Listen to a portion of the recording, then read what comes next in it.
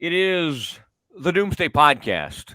And as someone was pointing out, very aptly named, and I saw you, Ed, commenting on that, the name of our podcast. And of course, we did it to honor the Cowboys. We didn't realize it would be feel like Doomsday every single game now. The Cowboys in a funk and lose to fall to 3-5 in Atlanta. And Ed, even though this was supposed to be like a horrible pass rush, right? They had like 7 sacks the entire season. It reminded me, I can't remember the tackle that allowed like a million sacks in that game, but I'm like, I started having flashbacks to Atlanta, just hitting Dak and getting the pass rush, and another awful loss for the Cowboys on a lot of levels. I mean, think about it, Ed. Even going into the fourth quarter, we had a lot of different ways to go with this.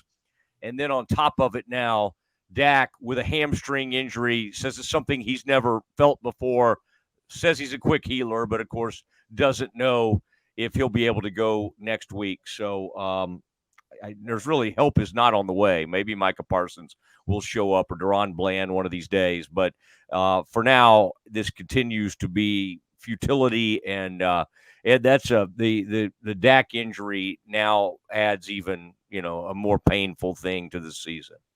Yeah, it's really kind of ironic that, Dak Prescott in this game finally honored his vow that he's made multiple times this year of using his mobility to advantage, believing that he still had something to offer the offense as a dual threat quarterback, as a runner. And he takes off in the second quarter and has a 22-yard run. The Cowboys' first 20-yard run of the year comes from their quarterback. They're the only team to that point that did not have a 20-yard run. And he emerges unscathed from that.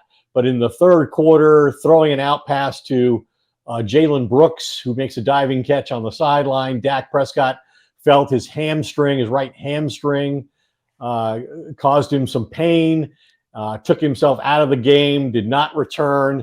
And now his status for next week's home game against the Eagles, when the Cowboys now begin this series of games where trying to recover from a 3-5 start, they actually have 4 home games of their next 5, although they haven't won a home game yet and have suffered some of the most humiliating losses there this year. And now, pending an MRI tomorrow, Dak Prescott's status is to be determined. And then the Cowboys would face the question of, well, do they go ahead and, go with Cooper Rush, who's proven capable of winning games? He's 4-1 as a starting quarterback, replacing an injured Dak Prescott.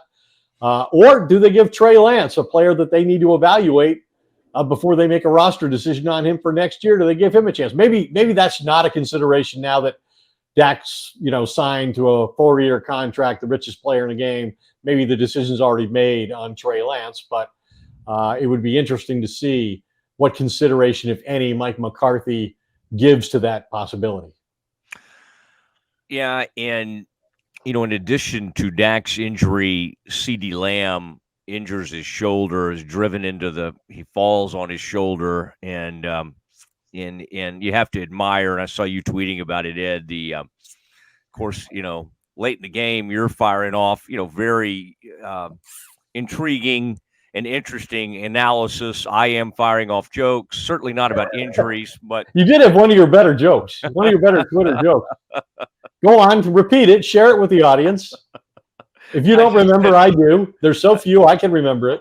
I just think something of, I said, and you never know which joke might take off or not. This would seem to really take off. I just said the Cowboys need McCarthy to get called in for jury duty.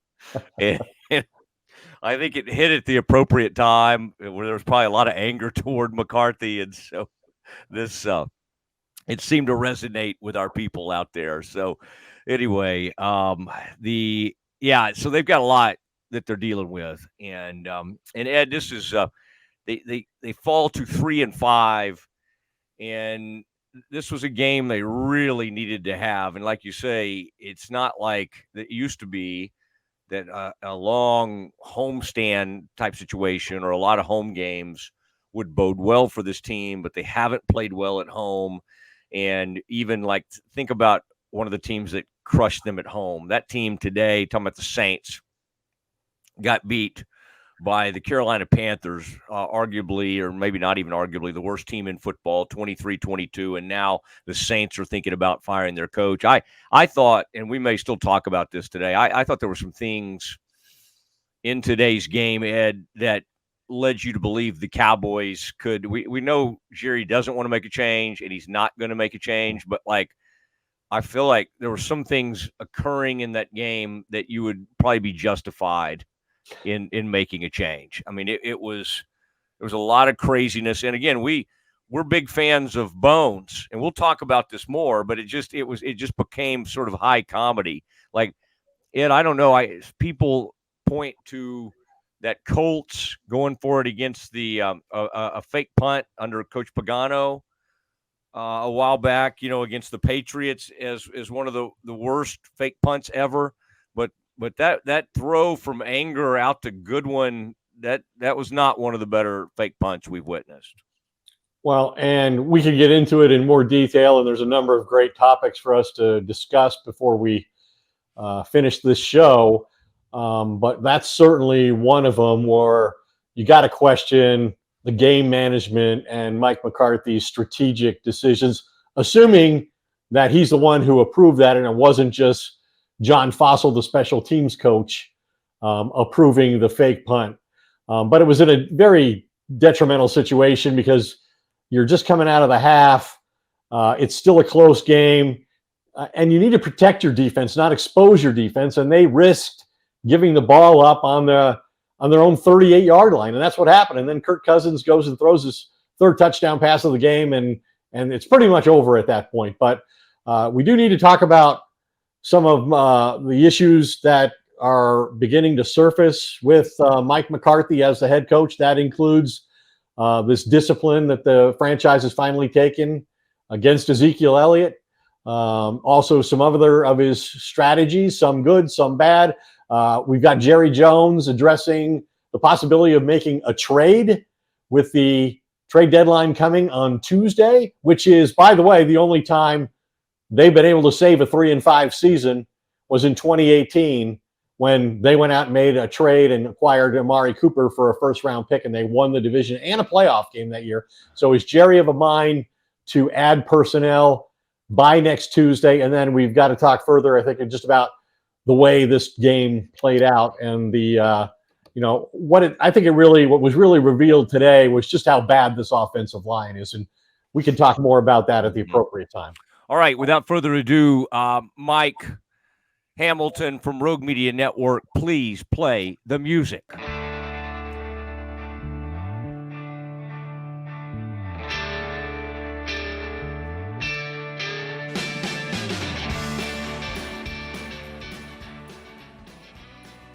All right, Doomsday rolls on. And Ed, let's start right where we'll get back into the performance of several aspects of this team.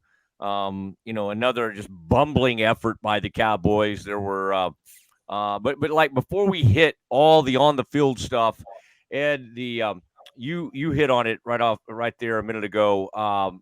Is that Zeke was disciplined and did not make the trip, and for someone who's hailed as like this great leader, and Jerry and Steven wanted him back to be in the locker room. And, of course, there was Dak after the game trying to have his buddies back and representing this as some kind of mutual decision. The Cowboys and Zeke apparently said, I think we ought to just take a break and leave you at home. Last week, the weirdness of Rico Dowdle suddenly coming down with a high fever before the game while he was out signing autographs. So you had a lot of strange activity. Ed, you've been in touch with folks and kind of working the phones and everything. There are reports out there, at least one report I saw from the NFL Network suggesting that this has been a tardiness issue, missing team meetings. What have you been able to gather on that front, and what is your just takeaway from Zeke being left at home for this pivotal game against Atlanta? Well, if he's been habitually late and missed team meetings, then why has he been exempt from punishment until week 9? To me, that's an indictment of Mike McCarthy and the coaching staff for not administering proper discipline, till it got to this point. Unless, of course, Jerry Jones was not permitting it. We know Jerry was a driving force along with Dak Prescott for the return of Zeke Elliott. I mean, he's a former 4th overall draft pick, a 2-time NFL rushing champion. He spent 8 seasons with the Cowboys, and they played against him last year when he was with the Patriots. So he should have known what he was. And what he was and what he is a descending player at running back at age 29, which most of them are. There is an exception, a notable one, Derrick Henry. But Zeke is the first player in NFL history, first running back in NFL history to have a lower per game rushing average for 7 consecutive years, and he's on his way now to his 8th consecutive year. But Dak, earlier in the year, a couple different times, has really praised Zeke for recognizing how hard this is on a guy of his stature who is now essentially barely playing behind Rico Dowdle, a guy who is nothing special. I mean, he had a good game today. He's had a couple good games, but has not even had a 100-yard rushing game in his career. And so we can understand how that would irritate Zeke and maybe cause him to question the judgment of the coaching staff, especially since we all assumed he was brought back to be the goal line, short yardage back, and then he wasn't even that after week 1. He started week 1. He started last week because of the odd Dowdle situation, which I've independently and subsequently confirmed he really was sick. As convenient as that illness seemed to be for the Cowboys to avoid making Zeke Elliott inactive last week against the 49ers instead of this week, and we see the fallout from that decision. And then, it just goes to the dysfunction of this whole franchise that before the game, when Jerry's asked about Zeke, who's been left home for disciplinary action, Jerry's praising the guy for his professionalism and his dedication and for setting a great example. How tone deaf can you possibly be to be praising Ezekiel Elliott when you're disciplining him? It's just insane. And obviously it doesn't serve any important purpose on the team now. I never did get an answer to the most important question, which was, does he rejoin the team after the Atlanta game? Nobody would answer that question, although Jerry's comments before the game would suggest that his roster spot is in no immediate jeopardy, but who knows with Jerry? He doesn't always tell the truth, and he would admit that. Yeah, I think so. And sometimes he tells the truth too much, Not that. Hey, having Zeke Elliott would have made zero difference in this game. No, I don't. It had nothing to do with it. And I was thinking, there's been a lot of criticism of their run game, which is the worst in football, and they've now gone franchise record 22 consecutive games without a 100-yard rusher, which is unimaginable given what the Cowboys have had at that position across the decades. But I think today was revealed the real reason for that, and we always suspected that the offensive line had something to do with it. But when you look at what their game plan was, and it was interesting to me when I was out there Thursday and we talked to Dak, that he was talking about how much he really liked this game plan, how fully supportive he was. He was convinced it was going to be effective. And the game plan was obviously to get the ball out of his hands as quickly as possible in the short passing game. Short, quick passes. And if you have to do that, if that's your strategy against the worst pass rushing defense in all of football, the Falcons came into the game with a league low 6 sacks. And your entire offensive game plan has to revolve around getting the ball out of the quarterback's hands as fast as possible. That is a total indictment of the offensive line. And it, to me, fully explains all of the issues they're having on offense with their skill position players, reaching expectations. Yeah, and one of the plays was speaking of the offensive line and just that look, and Greg Olson tried to say, well, the jet sweep was actually a good call there. Boy, it certainly didn't turn out well. It caused Mike McCarthy to some fans sometimes want to see more emotion on the sideline from coaches and players and that type of thing. Then sometimes, of course, CD, it's like, oh, is he showing too much emotion? McCarthy was seen slamming his tablet to the ground after seeing a replay of the call that the play that he called on a jet sweep, and that was a play that there was a timeout, right? The Falcons seemed to be coming on a huge blitz, like a cover zero type blitz, And so Cowboys called a timeout, set it up, and then ran a jet sweep, and it just got blown up. And then, Ed, you and I need to learn this.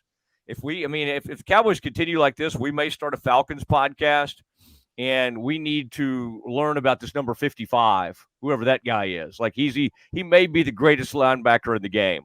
I mean, based on today, that was pretty unbelievable. Now, back on the other side of things, though, Ed, the Lawson has a strip sack. The Cowboys actually, he had a couple of sacks. The Cowboys defense was trying to make a play. First fumble they've called since October 6th against Pittsburgh, I believe. Which was the play at the end of the game where they just lateraled it all around the field till time ran out, and that's when the Cowboys recovered that fumble. That was their only takeaway in their last 5 or 6 games. Yeah, you're right. Yeah.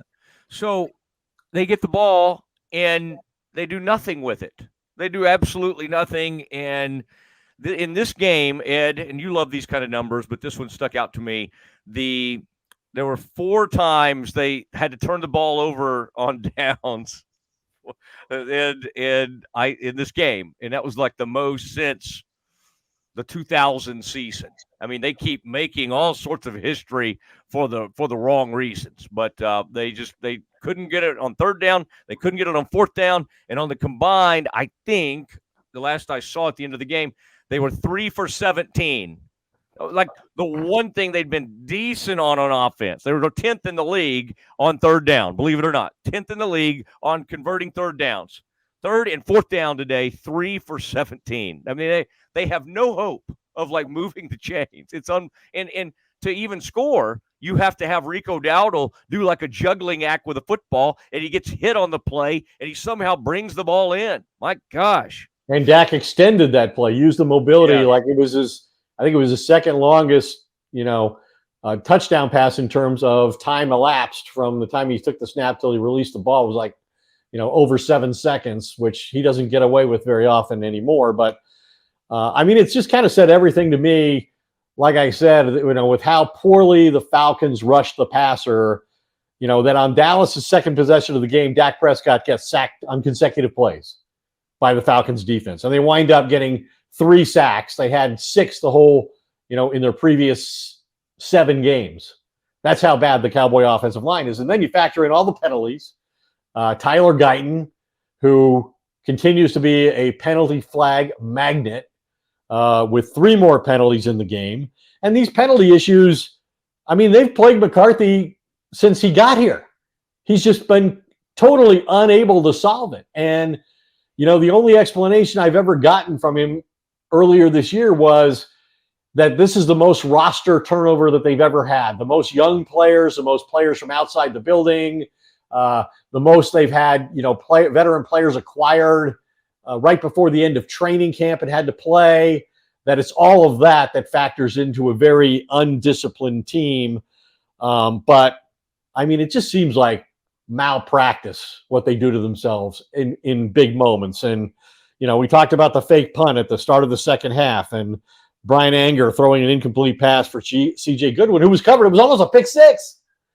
Closer to a pick 6 than it was a completion. And Anger's never completed a pass in his NFL career. He tried it. This was his 3rd time. And then the Falcons, thwart a fake punt for the 2nd straight week. They get the ball in the 38. They go score what proves to be the decisive touchdown.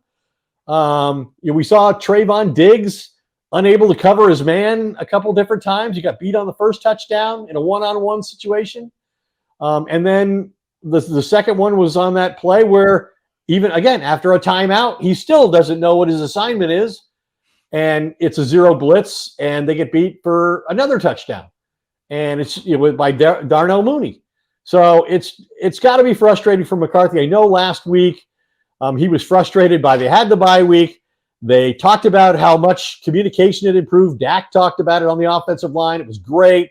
And then they go out to San Francisco, and on the 15-play script, so these are the plays that they're most convinced will succeed that they start the game with on offense. First 15 plays are all scripted.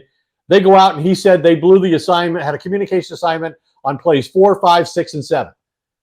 That's again attributable partly to the offensive line, and again to the coaching staff not getting it right with the players so that they can properly execute. I can't imagine how frustrated McCarthy is by that. But then, as you mentioned, he's got his own issues and always has when it comes to to game management situations.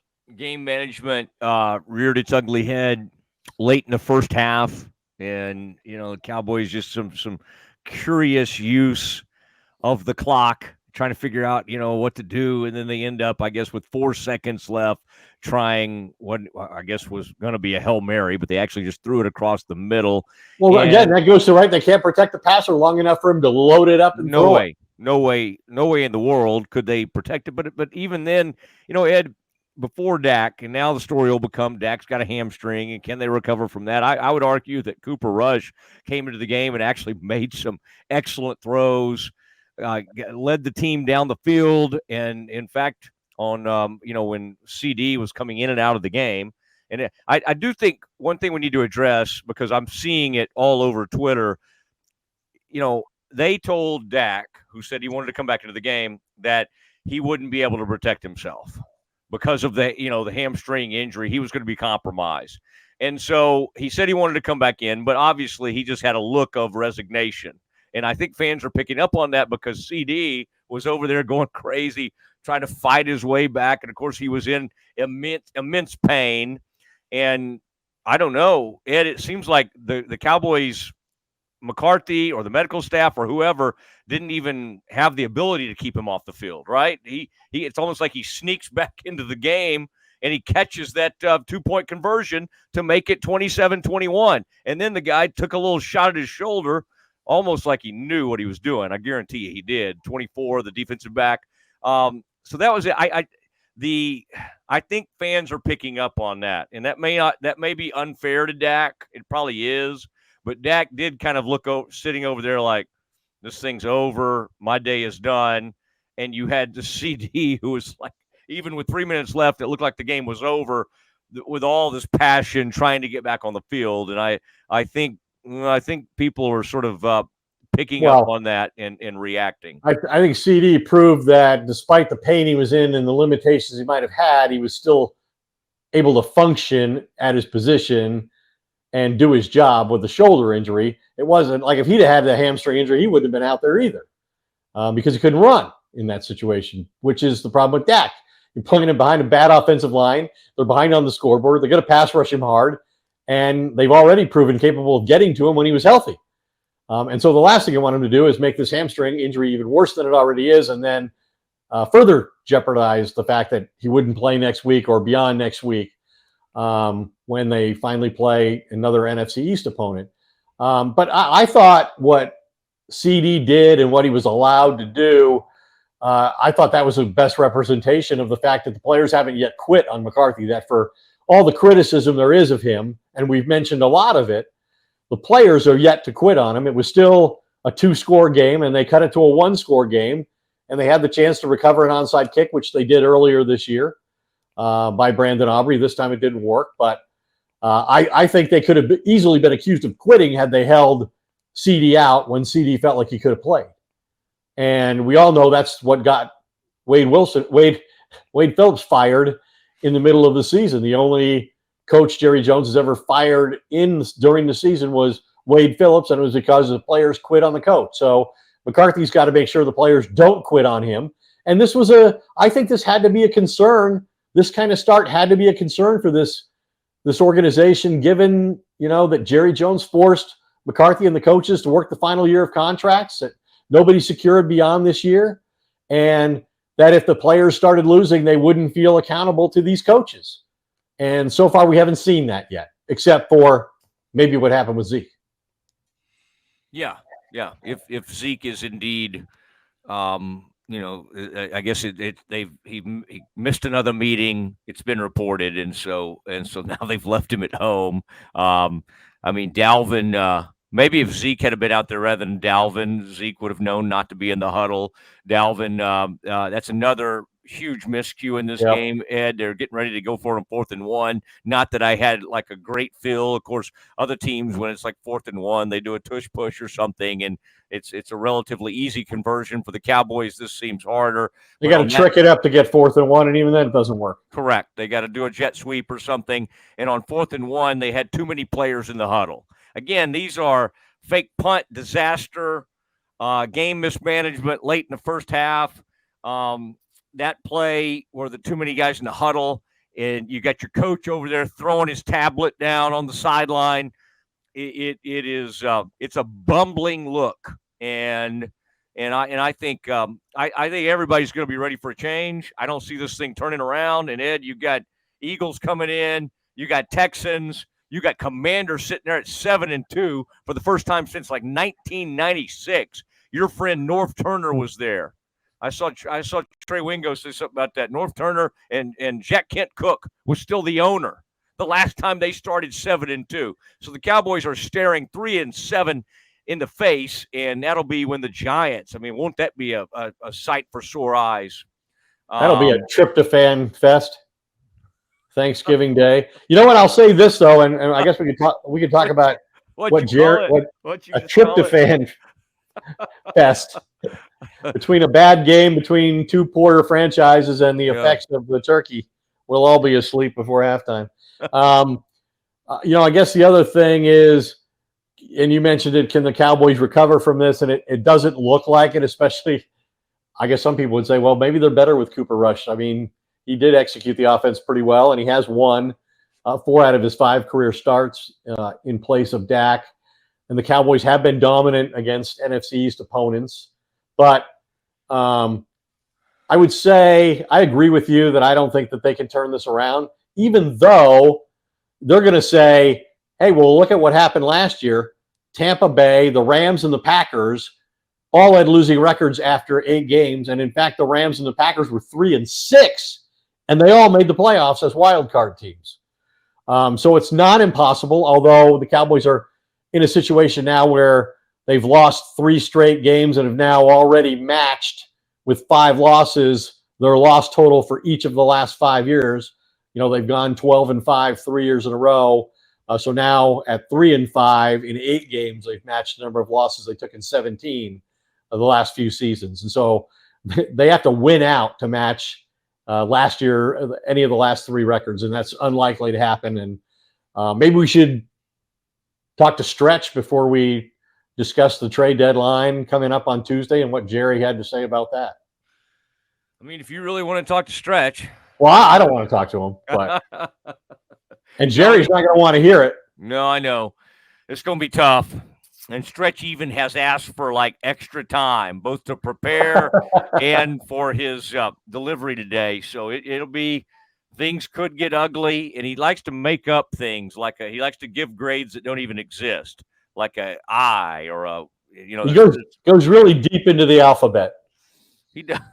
He does, for all his in the vocabulary. Man, there could be foul language. Before we need some heavy editing, you get better leave some time for our friends at Rogue Media to edit out some of the comments that he may make. Yeah, and I hope, speaking of Rogue Media, you've noticed the boom mic, the new camera, all the angles. No matter where I move, camera likes to follow me around. Wow, look at that! This is like a zoo. Yeah, this is a big time deal. It's a big time operation. You get those things when you're the host, when you're the primary host, because I don't have any of those things. I'm just glad to have this little microphone. Oh, that fuzzy mic. That's really made a big difference, I think. That has led us to the promised land. I mean, all it takes is one complaint from our listeners, and we're like, we go out and buy like thousands of dollars worth of equipment. Okay, I did want to say before we get to Stretch, thank you, Marable Homes. Thank you for what you do. I'm hoping they'll let me appear in this upcoming commercial that Rogue is filming. It's marablehomes.com. In fact, right now, Ed, I'm looking at the website in Edgepine, Dartridge, Shoreview. Boy, Shoreview is where all the luxury homes are in Lake Highlands. Sold. I mean, it's unbelievable what they're doing. There's some other streets, Bucks Hill, Overwood, Santa Clara. That's over in Forest Hills, I believe, Ed. That's gorgeous. I think when you decide to move over closer to me, Little Forest Hills would be a gorgeous location for you. And again, all the accolades come to Marable Homes. Best of course, a D Magazine. And golly, it's amazing to look at these spaces and to look at these kitchens. I mean, I'm not a man that spends a lot of time in the kitchen, nor does my wife. But we do have They make some beautiful kitchens. And you know what I'm talking about. Our wives are both very capable, but we all like Oh, going out to eat. Jill's an unbelievable baker. I Yes, got to say. extremely, Yeah. extremely capable. Yeah, Jill does a great job, and I've always wanted to be invited out there for one of those baking sessions. I'm looking at one of those claw tooth club tubs, Ed, in some of those. You see those in some of those commercials The standalone for tubs. men of our age. But these are beautiful. It's a beautiful interior. I wish I was of your age. Mirable Homes. I know I'm knocking on 50's door. It is okay. It is time now, though, to talk to Glenn Stretch Smith. You know him, you love him. He's a harsh gentleman, former Cowboys coach and scout. Here he is.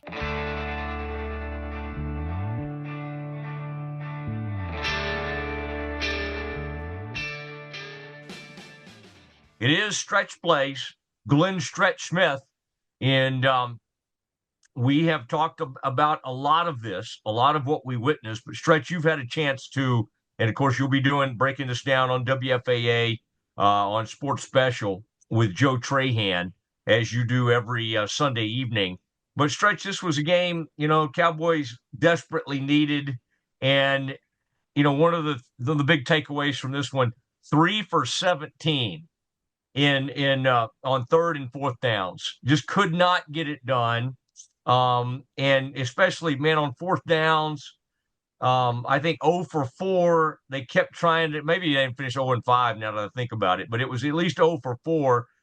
Stretch, walk us through what was going on some of these plays. One comes to mind is that caused McCarthy to throw his tablet to the ground was when he called a jet sweep to CD on that 4th and 1. Olsen kind of broke it down on TV. What did you see when you were looking at some of those 4th and 1s, as they were a team desperately trying to keep those drives alive? Yeah, I mean, schematically, Olsen does a nice job with that. When you've got guys, and he talked about it on the first jet sweep, when you've got guys standing up into the line and they're able to adjust when they see the motion or they feel the motion versus when their hands are down and they're trying to get up the field where they were able to convert that jet sweep later in the game. It's one of those things where at some point you can do everything you can as a coach to get the right call in the right situation. And I believe the Cowboys had called a timeout leading into that 4th down that they weren't able to pick up. So, his frustration level is over the top because it isn't as if that's a bad call. It just didn't work during that time. I think some of the issue is with the quarterback has got to be able to at some point get you into the right plays. And I'm saying get you into the plays that you're able to convert. And then sometimes if the defense runs a little different look or gives you a little different something, you have to then be able to adjust. And it was unfortunate that I keep hammering on this quarterback. I don't know how much real, it's almost like it's not natural for him, the game. It just is not natural for him. If it's not there, he doesn't always know exactly what to do. I'll give you an example. In the second series, they've got it 2nd and 6, and they run a play action, and if he just takes a gander to the left, Brooks is cantering up the sidelines wide open. He doesn't even see it, doesn't make the throw. You come back later in the football game in 4th down, and very seldom will you see a team line up in quads, 4 wide receivers to one side of the field. And you see it in the CFL some because in Canadian football, the field is wider. In the NFL, they can really kind of, bunch you down and create some issues for you. But the ball's on the right hash, and the Cowboys get the football on 4th down. They open to quads. Of course, immediately Atlanta adjusts to quads, and there's only a safety and a corner to the backside where the tight end Ferguson is. Now, here's the issue with quads as well, is you've only got a 5-man protection. You don't have long enough if you're going to throw a screen to be able to hang on to those blocks. Well, sure enough, Judon makes a little bit of an inside move. And so in order to block those two, Dallas releases both Steele and Martin. They've got a hat for a hat on the right side, and it is going to be a walk-in touchdown.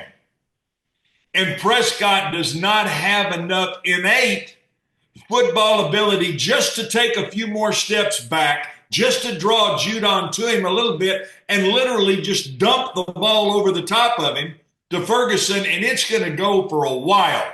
And I'm talking about a while. Well, Judon bats the football.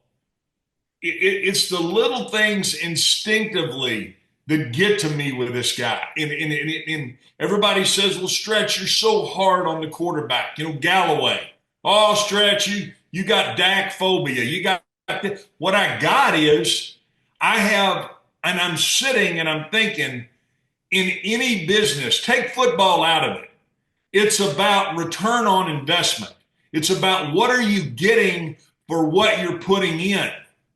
And when he is the highest paid football player in the NFL, and you can't make that simple read on 2nd and 6, you can't make that absolutely what I would say is just a remote chance of saying, well, I got to be a football player here. I got to draw him here to me, and I got to. He can't do it, and it continues to leave a really bad taste. And unfortunately, right now the Cowboys are in a situation where they are going to have to go out and score 30 a game because they're playing with a bunch of guys on defense that most people don't even know. Tyrus Wheat and Carl Lawson and guys that Kalen Carson, guys we don't even call their name and wouldn't call their name in most situations. So you're going to have to score 30 a game.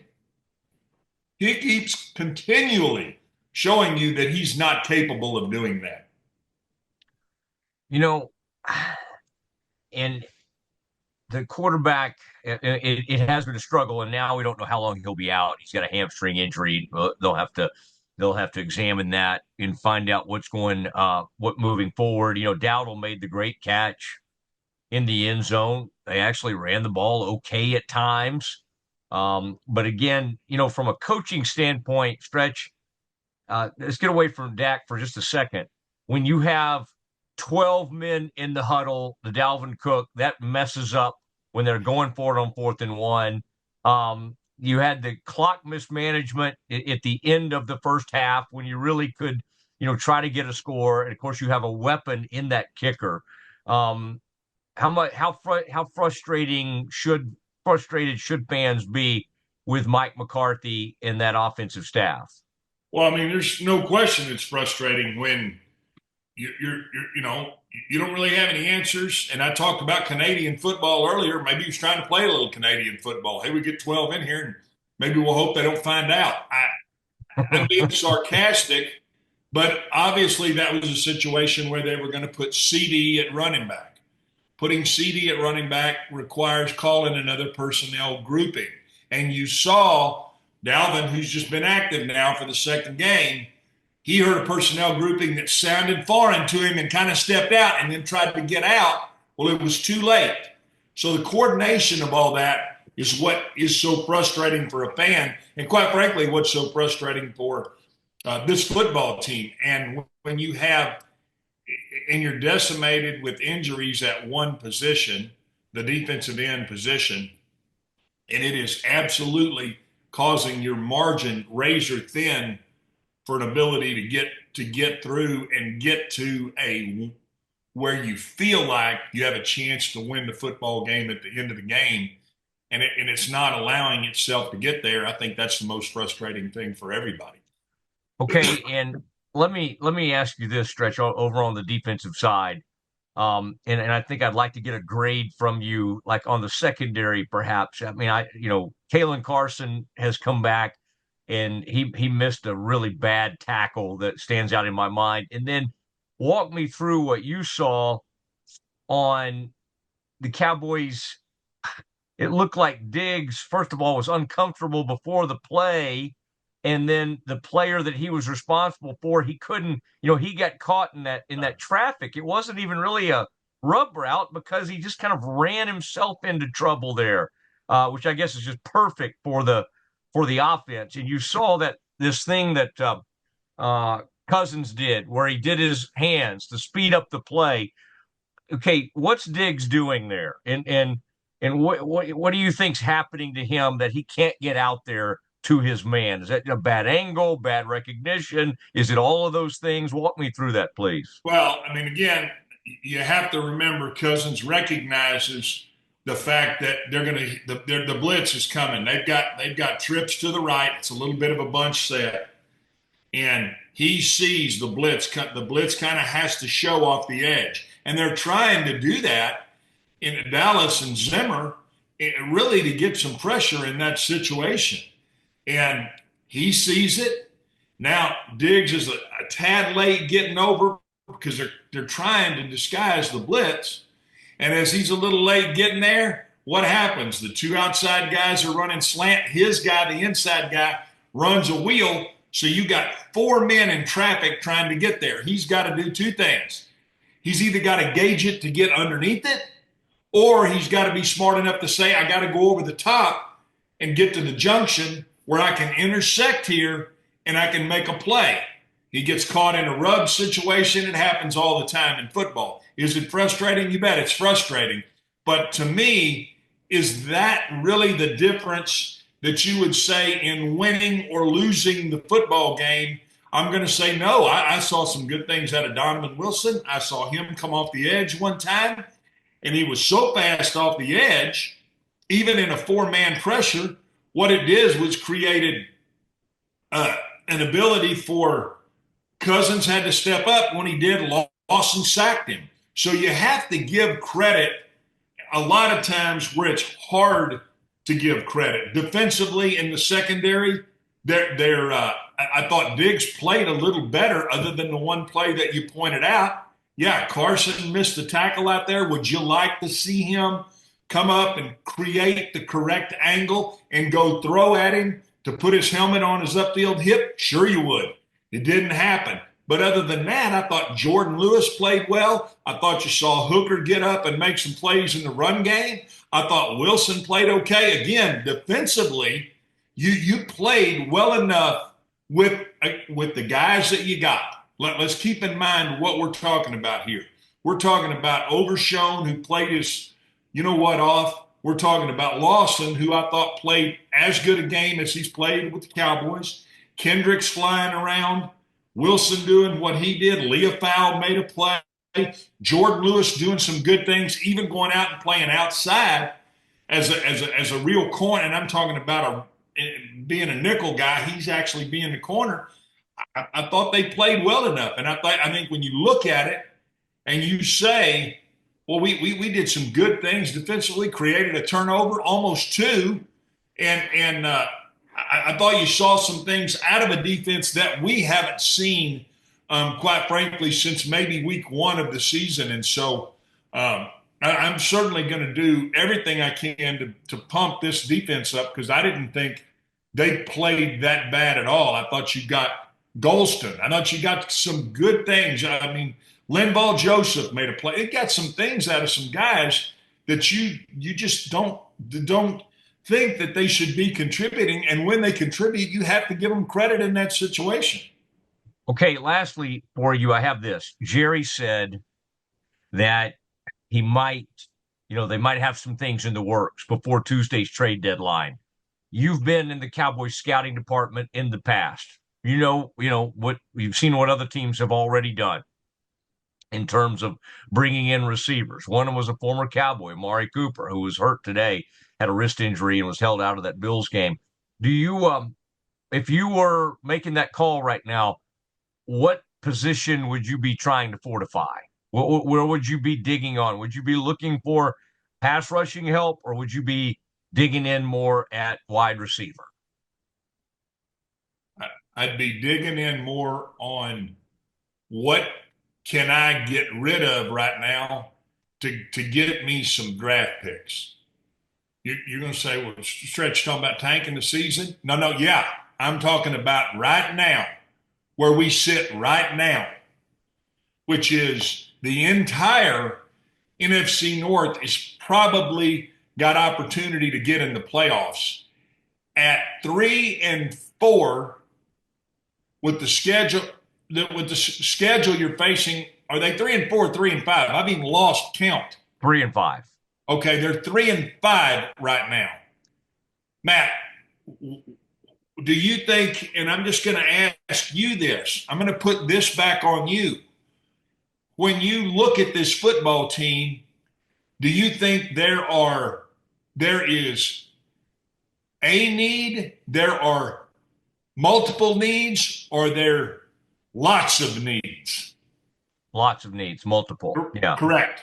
So with that being said, how are we as a personnel department gonna gather getting ourselves in a position to address a football team that has multiple needs? I don't believe the Cowboys are going to do anything from a proactive standpoint other than answer the phone to say who might we have as a resource or resources on this football team that possibly we could move on from in order to gather draft picks to address multiple needs. Yeah. And I think the answer would be, do they even have anybody valuable enough to move? And if it's not Parsons, and it's not Lawrence, and who are both hurt right now, I don't know who it is. There's really not. There's no one. You have two massive contracts you can't move off of at receiver and quarterback, and so yeah, that becomes a big problem. It's not like you are displaying a lot of valuable talent that people would want to get their hands on. And you already did that with the tight end. You traded Hendershot with the tight end you traded to Kansas City to try to get something. I mean, I don't know. I mean, would you, if someone picked up the phone and said, "Boy, Jake Ferguson makes unbelievable catches. He does. He's a, hey, might we move on from him? Might we look at putting somebody else in there? Is it time for Soonmaker to go to work full time?"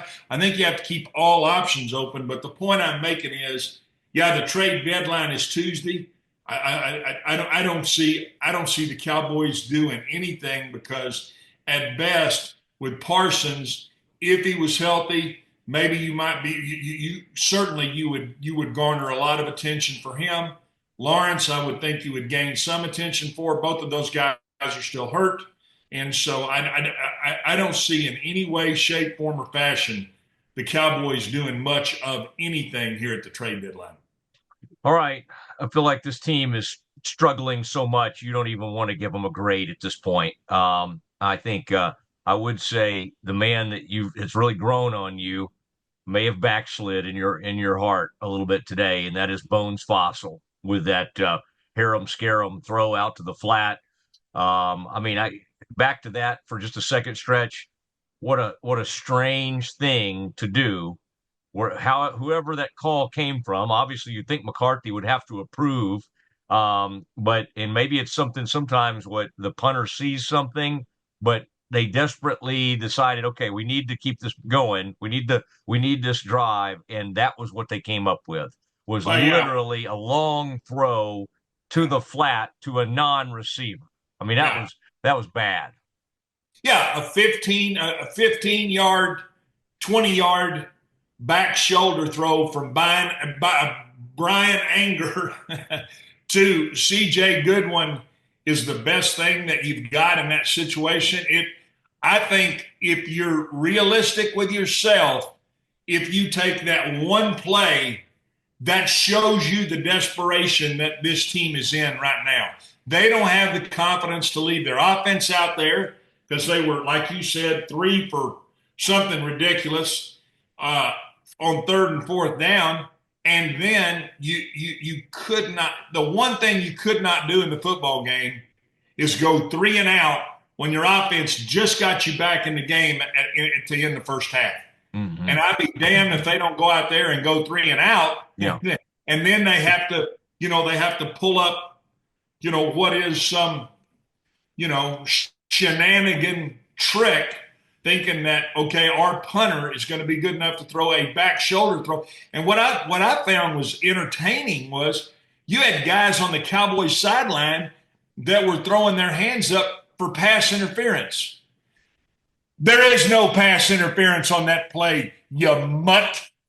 What are you thinking? I mean, the guys hold it. You're in a punt position. They're holding the guy up. What do you mean pass interference? It doesn't exist. It's crazy. Doesn't exist on that. That's a good point. Has there ever been a time, Stretch, that, watching Mike McCarthy throw that tablet into the ground, have I ever caused you to want to do something like that? Either throw some equipment or throw your headset down? Has there ever been a moment where I've driven you to that? Well, you should reverse handicap that. You should say, is there ever a week that I don't feel like going, bah! No, Mosley. Check your hair, dude. You got a haircut. Thank you. Thanks for noticing. And it even looks like you took a bath today. I'm going to say that's not a shower, like your fingernails are actually cleaned out. I'm going to give you some credit. You can't see my fingernails. Yeah, I can. I saw him just running it through that mop of yours. You actually sat, I'm going to say you sat in that butt soup bathtub and cleaned your fingernails out. Congratulations, Mosley. It's too much. That's too graphic. I don't even know what that means. But Stretch, thank you. We'll be watching on TV. We appreciate you. It is Stretch Plays with Glenn Stretch Smith, former Cowboy scout and coach. Good night to you, sir. See you later, buddy. Have a good evening. Sorry to bother you.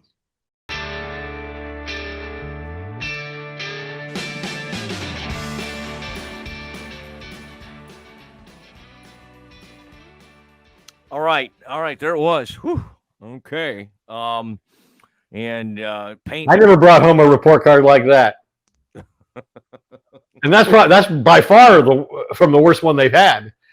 I mean, the report cards he had after the Saints debacle and the Lions atrocity were much worse, but bad enough, I'd say. Bad enough. Yeah. It was difficult for some people to listen to, but also therapeutic for people that are trying to kind of, live through. And people do wait to kind of see what we say about these things.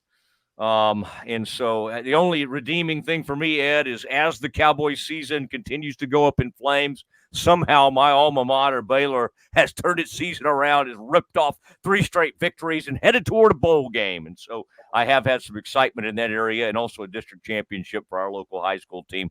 Congratulations to Corey Campbell, the Lake Highlands Wildcats. Now, Ed, Tuesday trade deadline. I love that Jerry has been like, nope, I wouldn't expect anything. We've got everything we need right here. And then I think he sort of understands the anger among his fan base. And suddenly it's like, well, we got some things in store. We've got some things that we're thinking about. And Ed, I saw some of your longtime colleagues even this morning. And honestly, the pregame shows are not as good without you in it. I've always enjoyed seeing your work from wherever the Cowboys are playing before games and how they go to people who are scared of the elements and put hoods on. Oh, it's a little chilly out here in Green Bay. Let me put a hood on. But this is they were kind of going through, okay, here's the pass rushing help. Here are all the people and all the usual suspects, people from the Cleveland Browns, for a pass Darius rush. Smith. Yes. And then somebody from who's Mike Williams play for? The Jets. Big receiver for the Jets. His name keeps coming up. So, a lot of players being mentioned, and now suddenly the Cowboys showing interest in the trade deadline. Ed, what do you read into this when you now suddenly hear Jerry saying that they may be up to something? Well, after the game, Jerry's direct quote was, "We'll probably do a couple things this week. I am a long way from being dismayed about this team this year. Now, I think he's probably encouraged by, despite the potential absence now of Dak Prescott and maybe CeeDee Lamb. I don't know. We'll see how those injuries evolve. And Brandon Cooks is eligible to come off IR this week. So is DeMarcus Lawrence, but I don't get a sense that he's anywhere near ready to return because I haven't even seen him out at the Star. Micah Parsons could return to practice this week. We've been thinking Deron Bland was going to play each of the last 2 games. So this injury has gone far longer than anybody anticipated. But I've kind of always thought that Jerry would approach the return of some of those players like that's where we can make the best use of, bringing in players, bringing back our own players off the injury list is where we can benefit, not going out and making trades. And I still think, despite what Jerry said, like, is he really go? And you described it. I mean, look how far behind they are in the division. Washington's 7-2.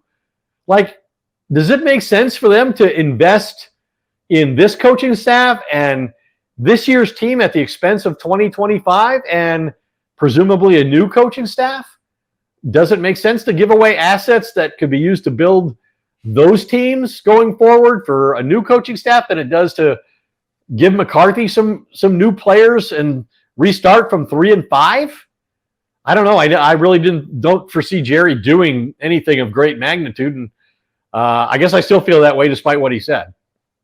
Because ultimately, it just doesn't make sense unless it's an incredibly one-sided deal for a defensive player.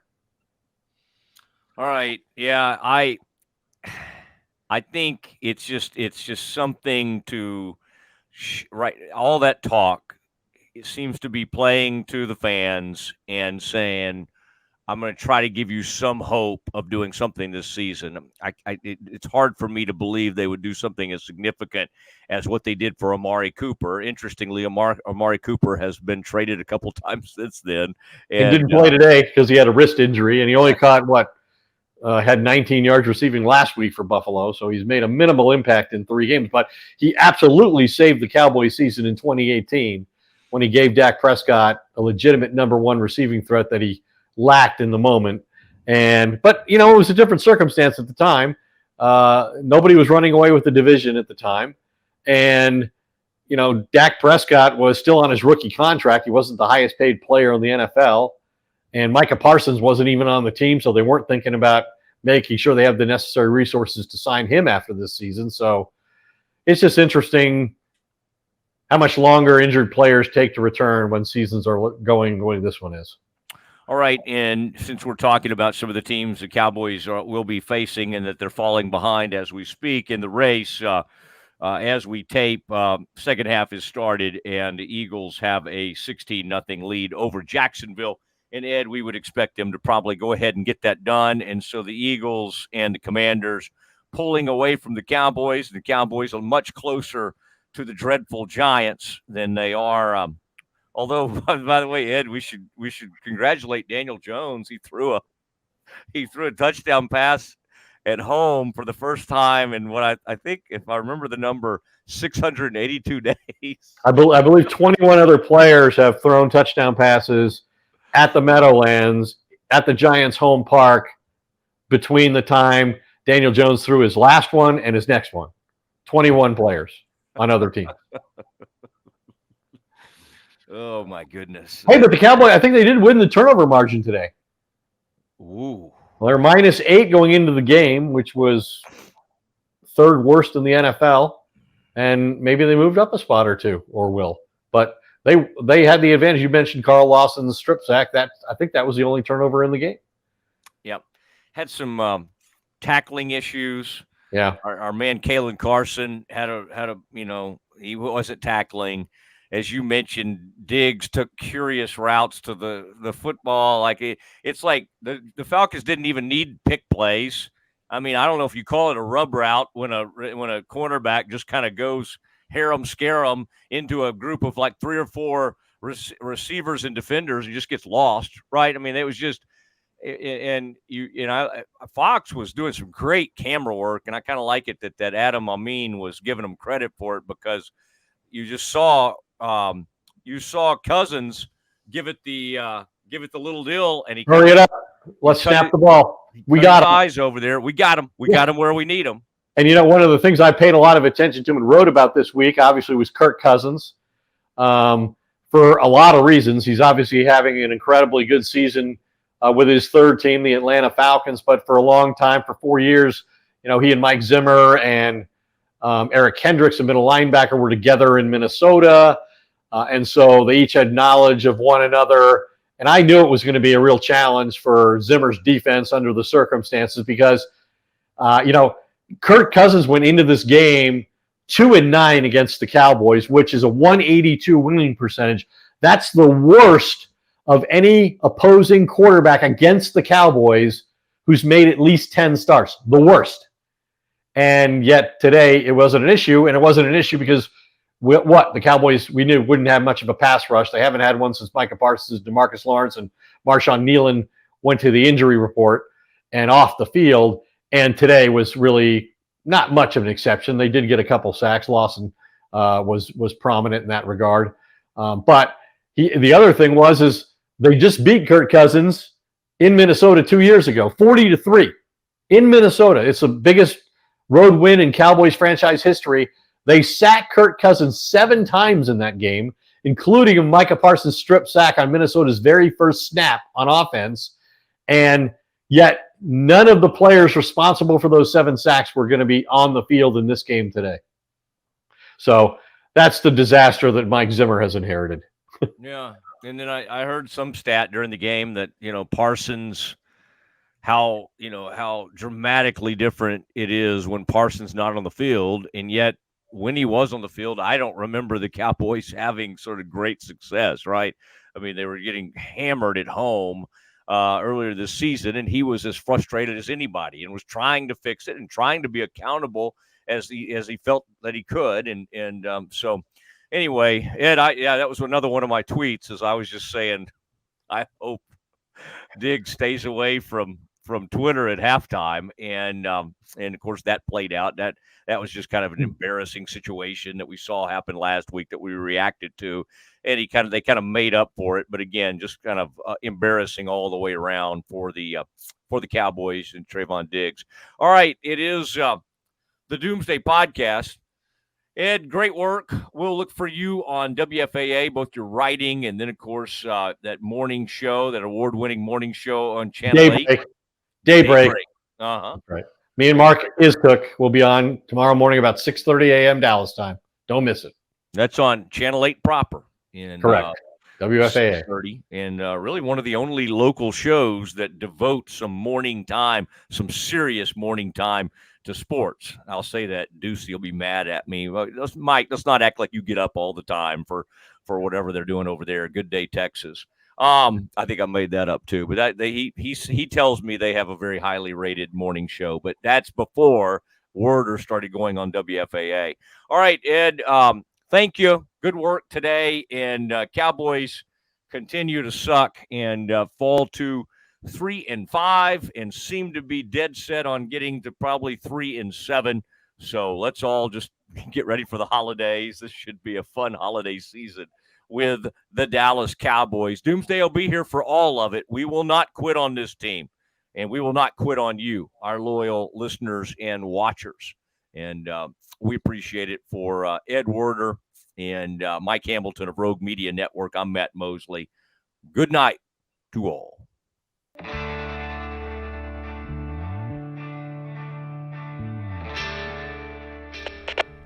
We are Rogue Media Sports.